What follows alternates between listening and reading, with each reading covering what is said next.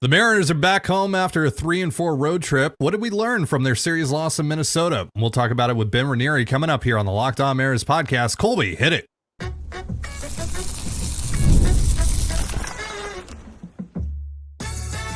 You are Locked On Mariners, your daily Seattle Mariners podcast. Part of the Locked On Podcast Network, your team every day. Ahoy, sailors. It is Friday, May 10th, 2024. This is Ty Gonzalez and Colby Patnode for the Locked On Mariners podcast. Thank you so much for making us your first listen. Subscribe, like, and turn on alerts if you're watching on YouTube, or subscribe and leave a 5-star review on your preferred podcast platform if you like what you hear. And if you're part of the crew and rock with us every single day, let us know in the comments below. We'd love to hear from you. And if you want to hear from us even more, please consider signing up for our Patreon. You can now get a free 7-day trial to check out the show. The link, as well as our social accounts, is in the description of this episode. And today, Colby and I are joined by Ben Ranieri of Sea Level on Substack. You can check out Ben's work over at sealevelbr.com. We're going to look back on the Mariners' recent road trip, and then we'll get you set for this weekend series with the A's. But let's talk about that road trip first. Got a nice series win in Houston, then ran into an absolute buzzsaw in Minnesota. Lost your first series in a while. Did we learn anything from that series, though? Ben, kick us off. Yeah, I mean, part of it is just that the Twins are playing the best baseball of pretty much anybody in the league right now. So that's a big part of it. And I don't think it's totally surprising when you look at the result. Like, they had a chance to win 3 of those 4 games. And that's a pitching staff that's striking out the most batters in the league, and the Mariners are striking out the most. So it wasn't necessarily a great matchup. They had a lot of left-handed hitters, which is not a great matchup for some of the Mariners' arms. And they look like a team right now that's best hitter is underperforming and their second best hitter is injured. And I think we haven't heard a lot about like how JP Crawford not being there has kind of impacted them. And I think like the consistency and the contact quality of like his at bats. I know Dylan Moore's done a great job, but like that's not exactly his role. So yeah, I think as they get healthy, things are going to get better. But I think a lot of this is just like, give credit where credit's due. The Twins are on a heater right now, and they're not a great matchup for the Mariners, and it turned out that way. Colby?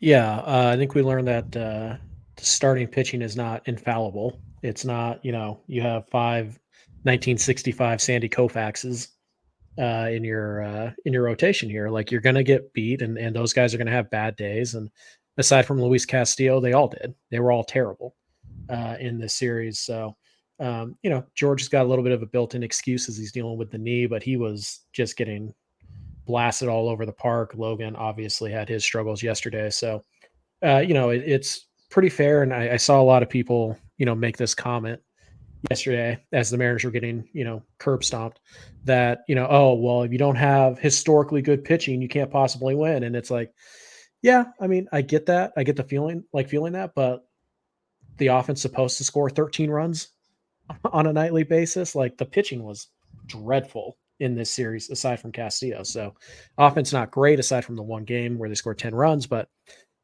we shouldn't let the pitching off the hook. Just because they've been really good for the last 3 weeks doesn't mean that they get an excuse for how poorly they performed in this series in Minnesota. So, you're kind of lucky to salvage the one game that you did.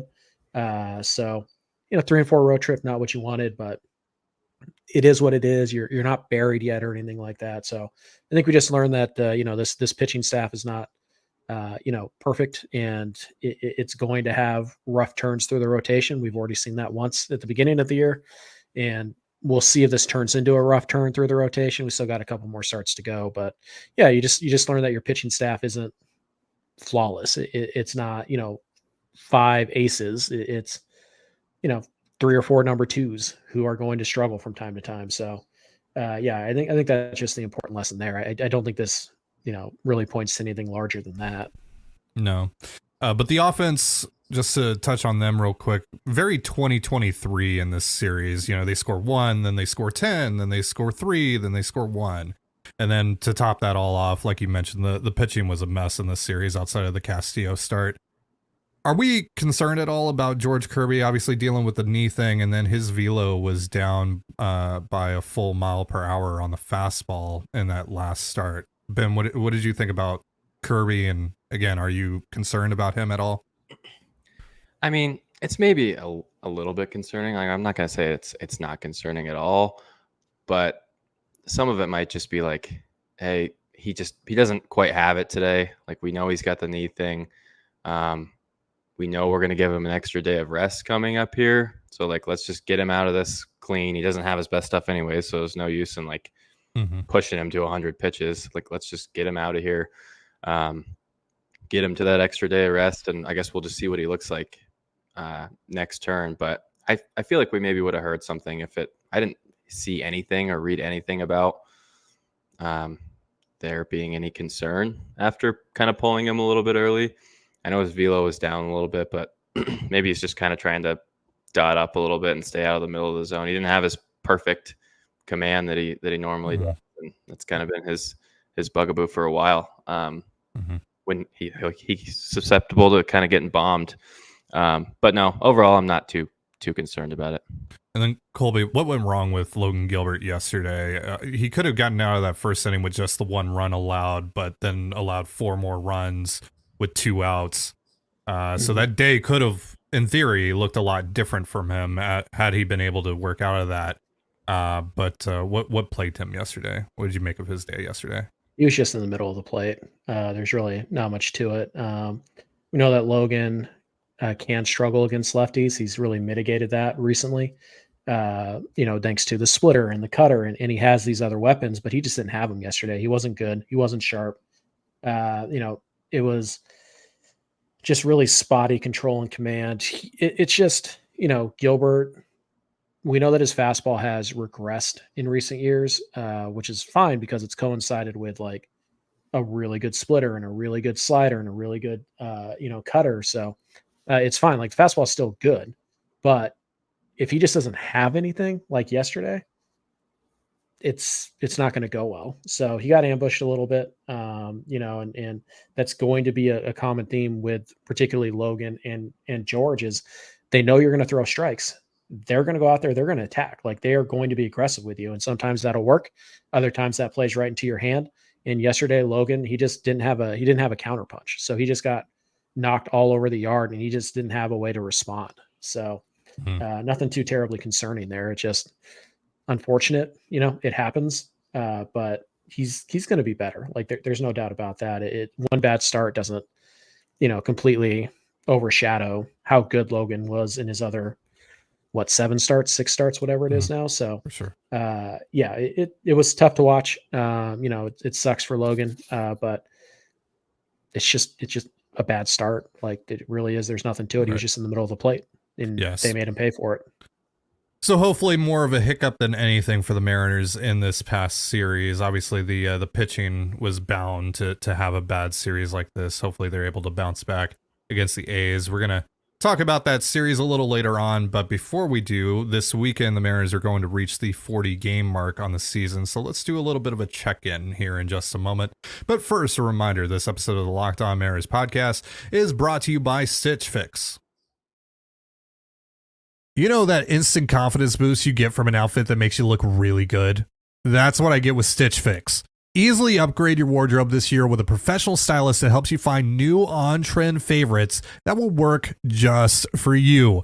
I just give my stylist my size, style, and budget preferences. I order boxes when I want and how I want, no subscription required, and they send 5 just for me pieces, plus outfit recommendations and pro styling advice. I keep what works and send back the rest. And if you don't love something, just send it back. Shipping, returns, and exchanges are always free.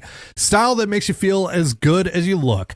Get started today at stitchfix.com/MLB and get $20 off your first fix. That's stitchfix.com/MLB for $20 off. stitchfix.com/MLB. Must redeem within 7 days of sign up. And you're listening to the Locked On Mariners podcast. Thank you again for making us your first listen. You can catch the Mariners' upcoming series with the A's on the Mariners' hometown broadcast with SiriusXM via the SXM app. All you have to do is search Mariners. So, guys, we are inching closer to the 40 game mark. So now that we're here at a nice little round number, let's do a little bit of a check-in. And this is more so for Ben, because Ben hasn't been around here for a while than for Colby and I. But Ben, what are your overall thoughts, concerns, etc. about the Mariners at the moment? I kind of feel like way too many people are acting like they're like 10 games over or under 500. Like ultimately, when I look at this, I think it's probably a good thing that, like, I don't think their offense is going to be this bad, because I don't think Julio's as bad as he's been. Some guys are showing maybe some signs of getting a little bit better, and then you can get hopefully JP Crawford and Dom Canzone back somewhat soon. So I don't think the offense is as bad as they've been. And I think it's probably a good thing that the legendary pitching run kind of coincided with the offense being bad. Like, you didn't waste both of those bullets at once. And so hopefully when the offense kind of starts to heat up, they can just kind of maintain here. But ultimately, like the strikeouts and stuff like that it's a little concerning for sure. It hasn't been very fun to watch.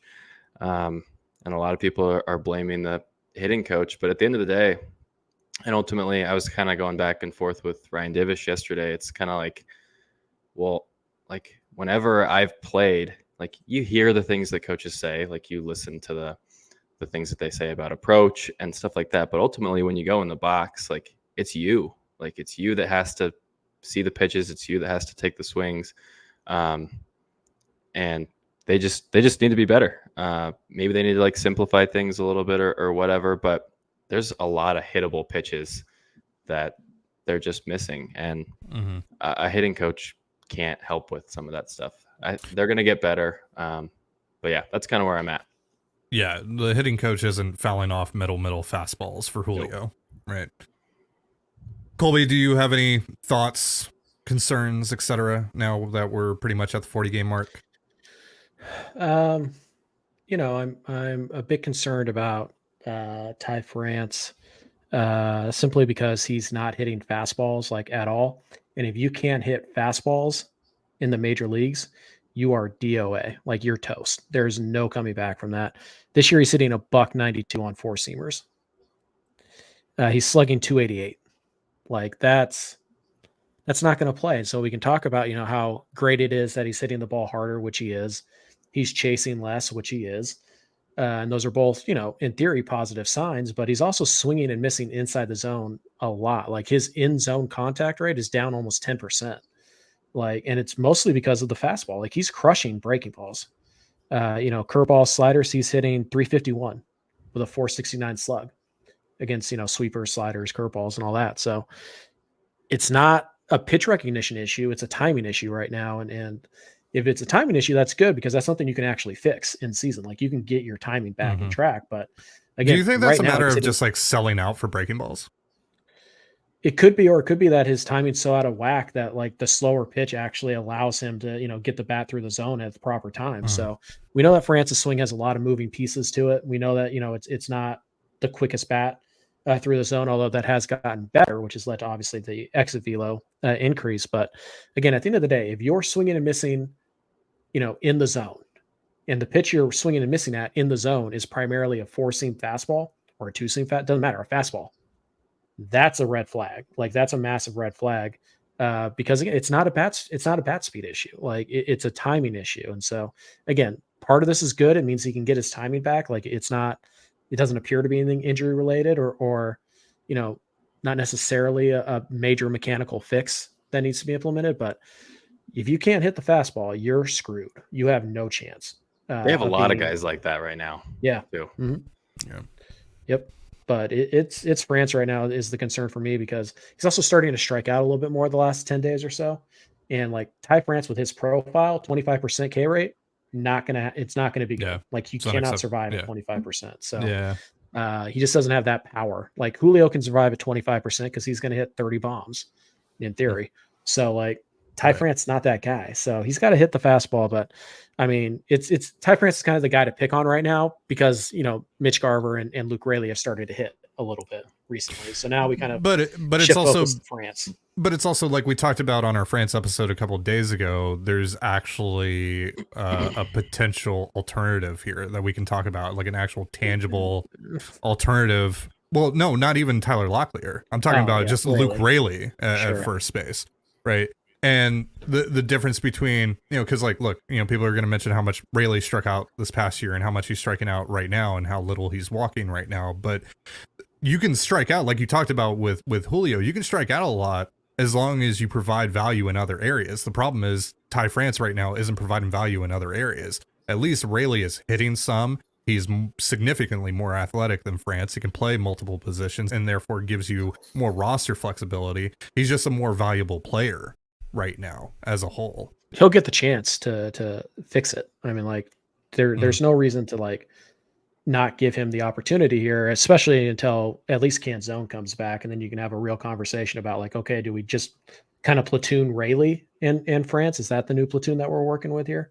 So he's going to get an opportunity. I'd say he's got at least a month to kind of start to figure this out. But it's just kind of a troubling trend we've seen since the elbow injury he had back in 2022. Came back from that, wasn't quite as good. Came back last year, had a really down year, and now he's kind of continuing this gradual decline despite some serious changes and him putting in a lot of work. So well, and at the very least last year he had a solid first half. He was pretty dang good in April and was solid in May. You're not even really getting that right now out of him. So, at least you were able to extract some value out of Ty France in 2023. Right now, you really aren't. Yes, there have been positive signs in terms of the bat speed and the hard hit rate, et cetera, and the lower chase rate. But again, he's missing more pitches inside of the zone. And you mentioned those fastball numbers. That's a major concern that has to be rectified very soon, or again, once Dom Canzone gets back, I think you're going to have a real conversation if France isn't producing. So Ben, let's talk about this third base platoon. We talked a lot about it this offseason. I went on your show and talked about it. You came on this show and we talked about it ad nauseum. And we were, along with Colby, we were one of the very few that were pretty high on the third base situation in Seattle. And so far it's worked out, I think, beyond our wildest imaginations here. Josh Rojas has been nuts. Luis Arias has been really solid. What have you made of the third base situation? I mean, I think it's been like, I didn't really have much concern about Rojas. I don't know why so many people were concerned that was just going to be an absolute black hole. Like, he's been a good player in the past. And like basically immediately once he got to Seattle, he was a good player. And like, I got to see him up close in spring training, and he stood out to me. He definitely like has made some adjustments, and he's got some pull side pop now that he didn't seem like he had before. So I think the big concern at the beginning of the year was like defensive. Like, how is this group going to look defensively? And Luis Arias looks really good over there. Like, yeah. And I think that's one thing that like I kind of talked about with Shannon Dreyer a week or so back. It's like Perry Hill always talks about how it takes a month for these guys to like act for these changes that they're making defensively to kind of soak in, especially when they're like a new player coming over and like learning a new way of going about their work and stuff like that. And he seems to have really taken to those changes. And it's been as good as you can ask for. Arias is like, and I talked about this with a guy who covered the Brewers when he was in Milwaukee.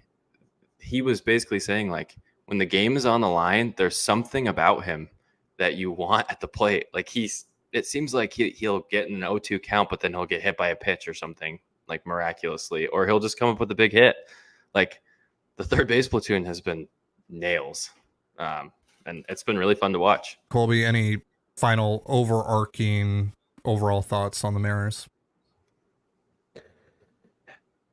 They got to start hitting. And I know they got to stop striking out as much, which I know is obvious, but it's not the biggest issue. It's an issue, but it's not the biggest one. They got to start slugging more. They have to hit more doubles and more home runs.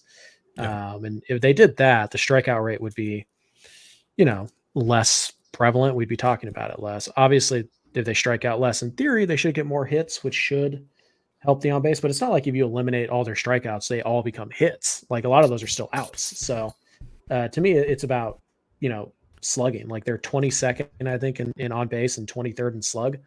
Like that's a bigger issue than the strikeout rate. But yeah, I mean, like we've talked about with strikeouts would also help quite a bit. Yeah, like we've talked about with individual players, like you can make strikeouts more of an aesthetic issue rather than a legitimate issue if you're producing in other areas, if you're slugging more, right?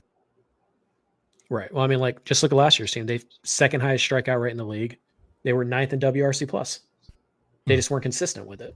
That was the problem with last year's offense. And it just kind of looks like they've carried it over to this year, despite bringing in new guys. Yeah, so, significant turnover on the major league roster, which is what makes this so mind-boggling, especially with so many guys that they brought in who didn't have really strikeout issues, historically speaking, at least. So, it's been puzzling, some of the issues that have plagued the Mariners here in the first 38 games of the season, and hopefully they're able to shake those. And they could start tonight against this Oakland A's team that's coming to Seattle. We're going to talk about that series coming up here in just a moment. But first, a reminder, this episode of the Locked On Mariners podcast is brought to you by Policy Genius and DoorDash. Choosing the right life insurance policy is a very important and overwhelming decision, and you want to be able to feel fully confident making that decision. Now you can with Policy Genius, which is the country's leading online insurance marketplace. With Policy Genius, you can find life insurance policies that start at just $292 per year for $1 million of coverage.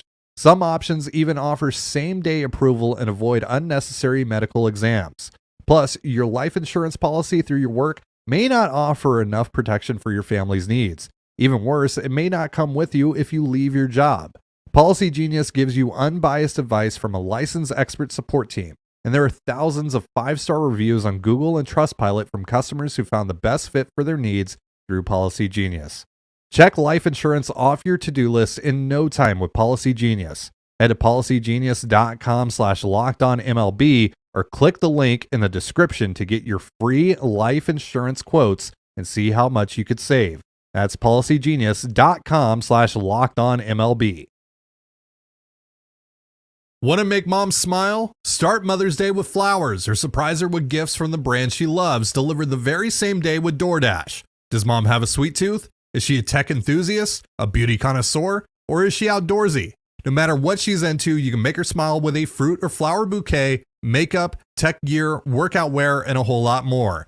Shop with savings that would make her proud. With a Dash Pass membership, you'll save with a $0 delivery fee and reduce service fees on eligible orders from Dash Pass merchants that meet the minimum subtotal. Other fees, including service fee and terms, apply. Get all your Mother's Day gifts all in one place and get 50% off your next order, up to $15 when you spend $15 or more on your next flower, convenience, grocery, or retail order now with promo code LOCKEDONMLB. That's LOCKEDONMLB. Order using DoorDash today. Terms apply. And you're listening to the Locked On Mariners podcast. Thank you again for making us your first listen. And once again, you can catch the Mariners' upcoming series with the A's on the Mariners' hometown broadcast with SiriusXM via the SXM app. All you have to do is search Mariners. So let's talk about this Oakland A's team, which has actually been not bad somehow, some way. A lot of that has been that bullpen, which leads me to my first point here, my first key to the series for the Mariners. Get a lead and hold it early. Do not face Mason Miller or Lucas Erceg or even Austin Adams, former Mariner, down. That would be preferable in this series. So Ben, what are your thoughts on this A's team and the series overall? Yeah, you better get to their starting pitchers, because if you don't, teams have not had success against those three.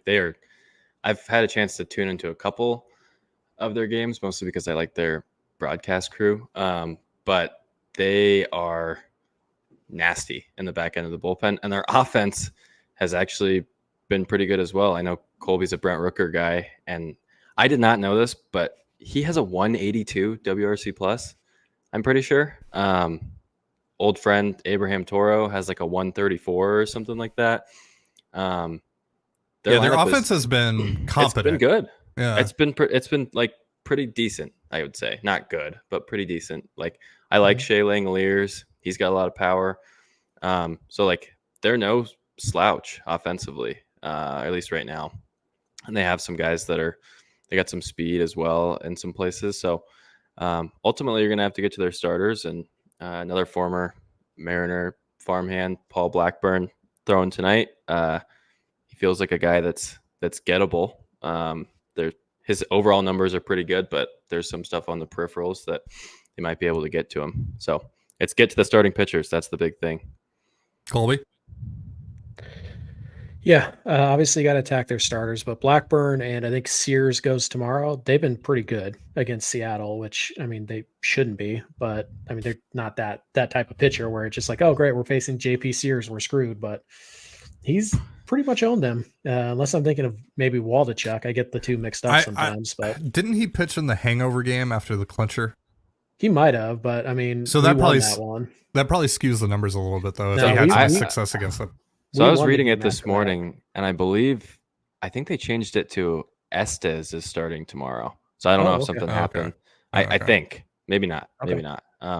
Yeah. Well, I mean, either way, you should be able to get to the starter, but then again, you should have dominated Chris Paddock, and the opposite happened, right? Like you should have torched Woods Richardson, and the opposite happened. So like, you never know with this offense. They could score 10 tonight. They probably score 2. Like insert pitcher here, and the same conversation applies every single time when it comes to this Mariners offense right now. Yeah, for sure. So yeah, you got to find a way to get to the starter. If you can get to the middle of their bullpen, you can attack that as well. It's really those back 3 guys. So pretty much have a lead, after 6, and you're doing okay. However, it's going to be really important too for the Mariners starters to get pretty deep in this series, because the bullpen, the middle bullpen in particular, got used a lot in Minnesota because, Hancock only went 4, Kirby only went 5, 4, whatever. Gilbert only went 4 yesterday. Like you've had to cover a lot of innings the last few days. Now, thankfully you've had that extra arm in the bullpen because you sent down Hancock. So that's good. But Woo coming in tonight, making his season debut, he's probably on some kind of reasonable pitch count, 85, 90 pitches. So it'd be great if you can get him through 6, but he's probably only going to go 4 or 5. So, Miller and Castillo after that, they have to really carry the load, because if you can get to Spire and Munoz, they're going to be fine. They didn't really pitch in the Minnesota series. If you have to go to Thornton, if you have to go to, Both, if you have to go to Kirby Snead, whoever, right? You have to go to those guys in the middle. They're going to be worked. They had been worked pretty hard in this last series. So I think it's important for Mariner starters to get pretty deep in these games. Got to go at least 6. Find a way to go 6, and then Woo gets kind of a pass because it's his first start of the year. But yeah, protecting the bullpen, particularly the middle of it, is a pretty vital part of the series. So Colby, what are you looking for out of Woo tonight? What are you going to be looking for in his start? My favorite pitch in baseball, which on this show I have to call the screw you fastball. Lots of them. 4-seam, 2-seam, doesn't matter. Yep. You want to see the command of that pitch, certainly. It would be amazing if he just, showed a 55 slider or 55 cutter or the 55 changeup or something like a legitimate usable secondary pitch. But, for now in his first start, I just want to see him go attack guys, be really aggressive with the fastball. We know he can front door 2-seamer to the lefties. We know he can do that.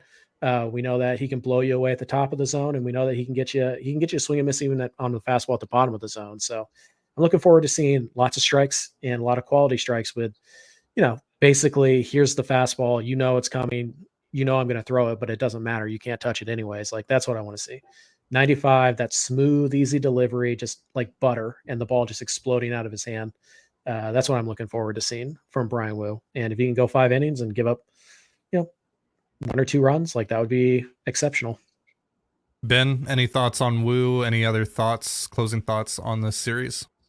Yeah, I'm a huge Bryan Woo guy. I got to, before I really even knew too much about him, I got to watch one of his bullpens up close at spring training last year. And ever since then, I've been just like utterly fascinated by this guy, basically because he just can throw 94 to 96. Well, it looks like he's on like a Sunday stroll. Like he is so unbelievably like mechanically sound and natural and smooth. He's so fun to watch to me. It's effortless. It's incredible. And he's really hasn't pitched that much in his life, which is also amazing to me. It's going to be probably a similar game plan to kind of what we've seen from a lot of Luis Castillo this year. I think it's like fastball, slider.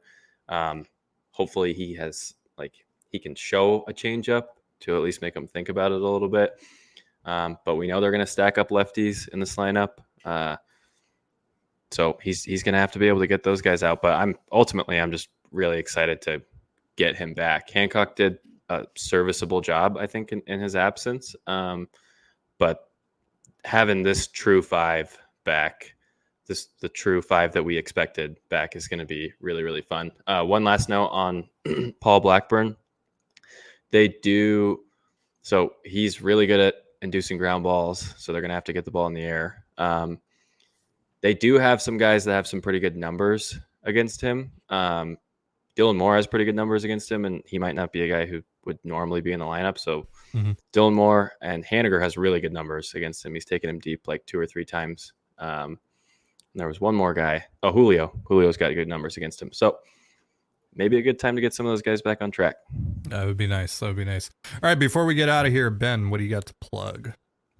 Yeah, you can follow me on Twitter at BenRanieri10. Go subscribe to Sea Level. You can find it in the link on my Twitter, or just search sealevelbr.com. But yeah, go subscribe.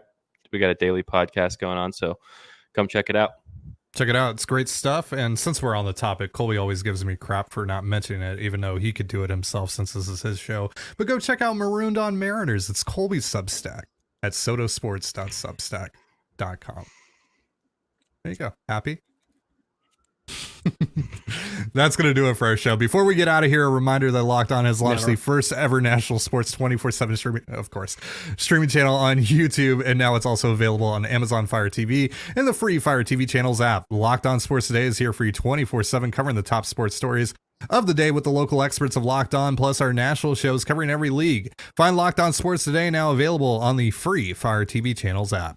Thank you so much for joining us here on the Locked On Mariners podcast. For Ben Ranieri and Colby Patnode, I'm Ty Dane Gonzalez. Be sure to give us a follow on Twitter at LO_Mariners. You can follow me at Ty Dane Gonzalez, Ben at Ben Ranieri10, and Colby at CPAT11. That's CPAT11. You can also find all that stuff in the description of this episode. Thank you again for making us your first listen. Have yourself a beautiful baseball day and a beautiful baseball weekend, and we'll see you next time. Peace.